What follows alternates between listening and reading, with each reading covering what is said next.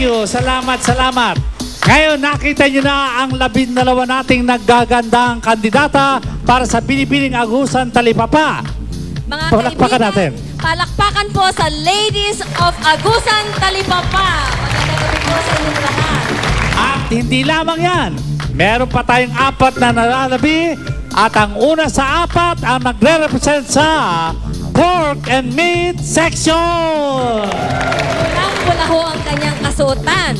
At kung mapapasin nyo ay pink ang ribbon ng kanyang headdress at meron naman siyang bit-bit na pata ng baboy.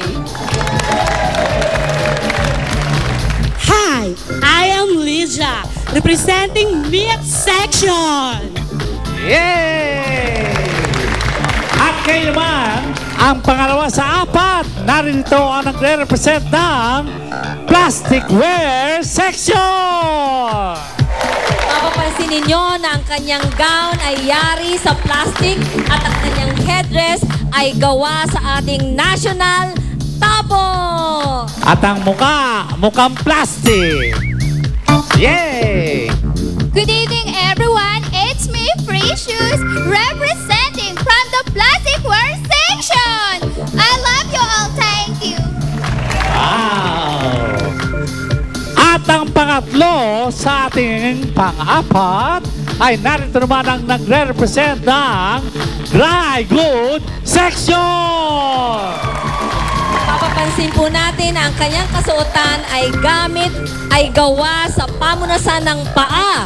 Pati po ang kanyang shawl ay pamunasan ng paa at ang kanyang headdress ay pamunas ng kung ano-anong bagay. I am a gift from heaven. That's why I am called Grasha! And I am from the Dry Goods Section. Thank you! At ngayon, narito na ang pang-4 sa uli. Siyempre po naman, ang magandang nagre-represent ng Fish Section.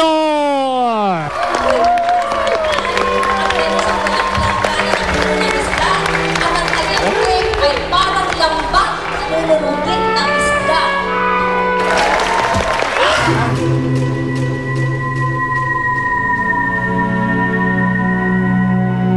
Go, Maida! Hindi ako makapaniwala. Beauty queen na si Maida. Ang ganda-ganda ng baby natin.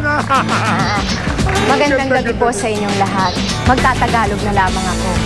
Sapagkat naniniwala po ako sa sinabi ng ating pambansang bayani na si Dr. Jose Rizal na ang sino mang hindi magmahal sa sarili niyang wika ay higit pa ang amoy sa malansa at mabahong isda.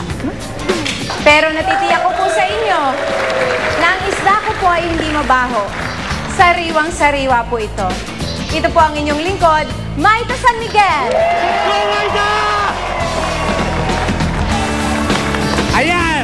Nakita nyo na, nasaksihan nyo, painit na painit ang ating labanan. Ngunit hindi lang yan. Abangan nyo po ang long gown competition. Palakpakan po natin. Yeah! Paano ko naging kasalanan? Tingnan mo Eh, biglang ikaw sumulpot eh, oh. Anong biga ako? Harang-harang sa daan ko eh. Ano bang problema niyo? Ang laki ng damage ko, boss. Nakita niyo, nasa right of way ako. Bigla siya sumulpot eh. Siya sumulpok sa akin. Kasi wala namang... Paano pag-uusapan yun, isang nga tumama sa akin? Dito palang ahasa ito. Naku. Mamroda, magpapaliwanag po ako. Naku, pamamang ka pa. Naku, pagkatapos mong untay doon rin. Ay! Maroda! Maroda!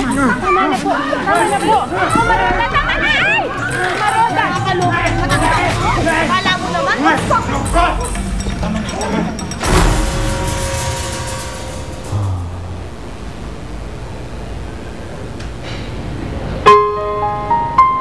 Asa na yun? Clifford, anak? Clifford, anak, gising. Gising. Ano yung Amparo? Ang kulitin, bawal yung alak dito.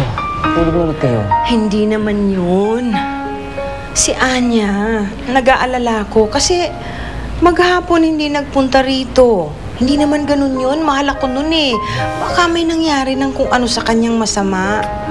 Aling Amparo, huwag nyo nang intindihin si Aling Anya. Iasikaso lang nun si Maita kasi yun yung Miss Palengke.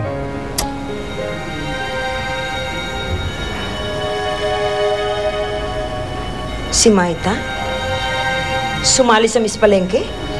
Naalipungatan lang po ako kasi nananaginip ako. Ginising niyo ako eh. Panaginip lang yun, Aling Amparo. Aling Amparo, sakit.